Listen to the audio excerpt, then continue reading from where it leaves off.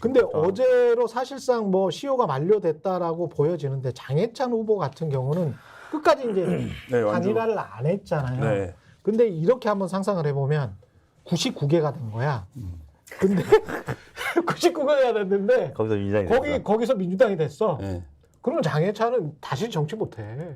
뭐 네. 근데 이미 지금 국민의힘 부글부글 하고 이게 중앙 언론에 잘 보도가 네. 안 되는데 네. 장해찬 후보가 이제 현장에서 유세라거나 할 때는 용산이 자기한테 있다라는 얘기를 엄청 강하게 그렇죠. 어필을 하는 거죠. 네. 하고 있는 거잖아요. 왠지 그렇게 될 것 같다는 생각.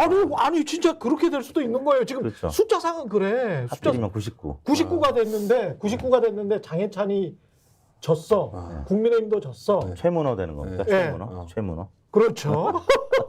그렇게 됐는데 99대 201이 돼버린 거지. 네. 그러면 장해찬은 국민의힘 입장에서는 천하의 역전이 되는 거예요. 이거. 뭐 의석을 떠나서 아무튼 네. 장해찬과 이준석을 봤을 때 이준석이 네. 만약에 화성을 해서 선전해서 아깝게 2등 되는 것과 네. 여기서 장해찬 후보가 완주를 했는데 3등이 되는 거하고는 이게 정무적인 판단에서 완전히 다르잖아요. 그럼요. 의석이 만약에 101석이 돼도 장해찬 후보는 사실 미래가 없다고 봅니다. 그런 이상. 네. 근데 99석 되면 이제 한국 떠나야죠.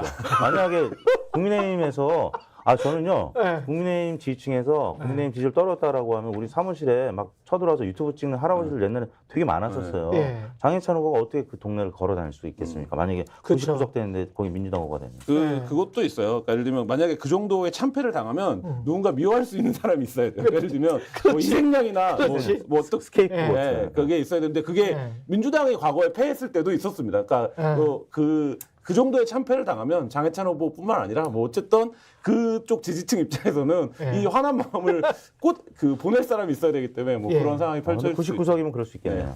자꾸 자꾸 99 강조하면 또 이게 방송심의위원회에서 뭐라고 하는 거 아니에요? 9번? 네, 구를 은하철도 999. 그거? 네. 또 그거까지 생각하세요? 복면가왕 9번. 야, 이런 것까지 사전 검열을 해야 되다니. KBS도 뉴스 9을 시작할 때 KBS 9라고 시작을 하던데 발언하면 바라남의 구조. 네. 그건 뭐 너무 전통적이었던 거라 그 개혁신당 이준석 대표하고 새로운 미래하고 정의당의 미래도 참 궁금합니다. 저는. 그러니까 지금 의석수를 계산하는 거를 얼추 지금 뭐 이택 대표님도 하셨지만 그러면 지금 양당을 합치면 한 185 정도 어쨌든 주고받을 수 있지만 그럼 15개 정도가 남는 거죠. 근데 그중에 그렇죠. 지금 지지율 분포로 보면 조국 신당이 한 8에서 뭐 12까지도 가능한 뭐가 나오면 그럼 사실 한 서너 개 남는 거거든요. 무소속 제외하면. 그럼 이 서너 개를 정의당이 지금 6석이었는데 뭐 정의당이 한 석도 못하는 여론조사 결과도 지금 다수 있고 뭐 이런 상황이기 때문에 그러니까 그런 생각이 그러니까 한국 사회가 진짜 빨리 변한다고 생각하는 게 올 초만 하더라도 양쪽이 너무 진영화되고 극단화되면서 굉장히 넓은 중원이 있어서 삼지대가 나오면 뭔가를 해볼 수 있을 것처럼 역대 다른 선거들과는 달리하는 전망들이 있었는데 그리고 그게 이준석이라고 하는 개인에게 투영이 됐었는데 사실 이제 그 선거전이 진행되면서 또 그들의 어떤 기량 부족으로 인해서 그 전망이 완전히 지금 빗나가고 있고 그 새로운 미래도 지금 뭐 지역구 한 석 정도가 보이고 만약에 지역구를 얻으면 준연동제이기 때문에 3% 이상이 돼도 이제 비례가 안 나올 수 있기 때문에 그러니까 뭐 지역구 한 석 정도 그러면 이제 개혁신당도 지금 이준석 대표는 지역구에서 어려운 싸움을 하고 있고 뭐 무박 48시간 유세인가요? 그 굉장히 어려운 싸움 하고 있고 그러면 지역구 비례에서 한두 석 정도 이렇게 보면 사실 소수 정당들 제3지대는 완전히 이번 선거에서 괴멸적인 타격을 입는 상황으로 봐야 2석 정도 나오려면 한석 3%가 좌우량 넘어야 되고 2석 나오려면 어느 정도 5% 정도는 나와야 되는데 근데 지금 개혁신당하고 새로운 미래는 자동답 방식에서는 한 4% 정도 나오기 때문에 가능성은 있어요. 근데 이제 새로운 미래는 이제 김종민 의원이 세종갑에서 아무튼 배지를 주웠기 때문에 저 주웠어. 저는 이제 고등학교 선배니까 막 이렇게 편하게 얘기했습니다. 주웠기 때문에 아무튼 비례에서 어쩌면 못 얻거나 한 석 정도 더 가져가면 새로운 미래 한 2석 정도 개혁신당도 잘하면 2석 정도 한 석에서 2석 비례해서 비례해서 그러면 이제 천하람 후보까지는 되는 거고요. 근데 저희 조사에서 자유통일당 거기 포함을 시켜서 했는데 막 4%, 5%막 그렇게 나와요. 8번이? 네, 정광훈 목사. 그러니까 황보승 의원, 그다음에 석동현 변호사까지도 될 가능성이 지금 있는 겁니다. 그렇게 되면 지금 계산대로 하면 정의당은 한 명도 못 될 가능성도 있습니다. 정의당은 3% 미만으로 지금 여론사가 나오기 때문에 와, 정의당 0이라는 것도 한국의 정당사에 충격적인 네.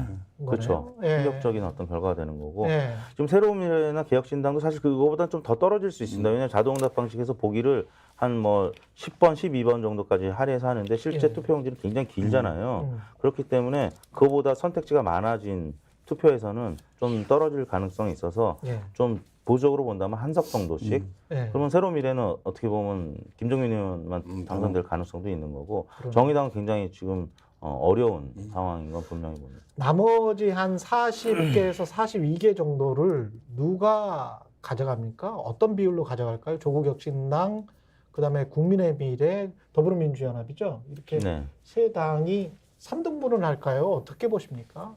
국민의 미래가 그래도 15석 이상 가져가겠죠. 15개? 한 6개, 7개 정도는 가져갈 거라고 보고요. 16, 7. 예, 조국혁신당이 한 15석 정도는 15개. 가져갈 것 같고 그다음에 더불어민주연합이 한 9석, 10석 정도 가져갈 것 같고 한참인 후보 네네. 가슴이 쫄리겠네. 10번인 후보들이 가슴이 쫄리겠군요. 10번까지는 언젠가는 이제 네. 이렇게 또 물려받을 수 있으니까 예. 10번까지는 그래도 좀 희망을 가질 수 있죠. 이게 만약에 아주 어중간하게 199나 이렇게 끝나버렸어요. 법약분이. 199는 어중간한 게 아니고 압승이죠. 압승이 아니. 그게 이제 아까 그 개헌선 네. 200석이 아니고 네. 195나 그 190대 중반 때 끝났어. 190대 중반 때 이제 어중간하잖아요. 예? 개헌선이 아니기 때문에. 하지만 개헌선을 기준으로 보면 사실 개헌선은 예. 엄청난 그렇죠. 그거죠. 그러니까 사실 지금 역대 예. 7대 국회의원 선거에서만 예. 3분의 2 그렇게 가져간 적이 있고요. 예. 없었어요? 네, 한 번도. 없죠. 예. 자 190대 중반. 네. 근데 거부권은 아직도 행사할 수 있어요. 네. 그런데 계속 거부권을 행사하면서 네. 전국이 완전히 뭐냐 교착 상태가 되고 네. 그 당장 걸려 있는 게 최수근 상병 순직 사건 관련해서 수사 은폐하려고 한 거 아니냐 네. 이거잖아요. 네. 그거랄지 그 전에 있었던 뭐 디올백이랄지 주가 조작 의혹이랄지 양평고속도랄지 여러 가지가 있잖아요. 그거 이제 한꺼번에 다 특검하자 이렇게 나올 텐데 그게 어떻게 될까? 이게 방어가 가능합니까? 그 190석이 되면 또 그때 190석이 넘어서는 진짜 범야권이 상황이 되면 말씀하신 대로 예를 들면 조기 앞에 고지에 200석이 보인다라고 하면 굉장히 또 역동적인 상황이 펼쳐질 수 있고 지금 이렇게 가면 사실 레임덕이 아니라 뭐 데드덕이라는 표현 쓰고 있지 않습니까? 네. 그러면 남은 기간 동안 사실 정부가 뭘 할 수 있느냐에 따라서 여권 자체도 굉장히 요동칠 가능성이 있기 때문에 그거는 이제 그때 가서 판단을 해봐야 되는 얘기긴 한데 예를 들면 그냥 뭐 방송이니까 재미를 위해서 얘기하면 199가 됐다. 근데 새로운 미래 김종민 의원이 당선이 된 거예요. 예. 근데 김종민 의원이 나간 게 사실 새로운 미래가 이런 거 아닙니까? 우리가 진짜 민주당이다 이런 슬로건이었잖아요. 그렇죠. 근데 민주당 후보가 안 나오고 나서 요새 캠페인 그렇게 안 하는 것 같더라고요. 네, 못하죠. 네, 민주당 지지층을 자극하면 안 되니까. 네. 그러면 이제 그런 경우에 어떻게 할 거냐. 네. 뭐 이런 판단들은 작동을 할 거고 그렇게 되면 예를 들어서 개혁신당이 2명인데 개혁신당이 지금 보수에 가까운 야당인데 어쨌든 그렇죠. 그러면 이런 개혁신당은 어느 포지션에 있을 거냐 이러면 개혁신당은 특검 찬성한다고 그랬거든. 그러니까 그 포지션에 가면 의석수에 비해서 이들이 굉장히 스윙보터 역할을 할 수 있는 상황이 올 수 있죠. 그렇게. 스픽스는 말하는 언론입니다. 대세는 유튜브, 그중에서 스픽스. 좋아요, 댓글, 구독, 알림 설정. 여러분이 저희를 사랑해 주시고 우리가 여러분을 사랑하는 4가지 방법입니다.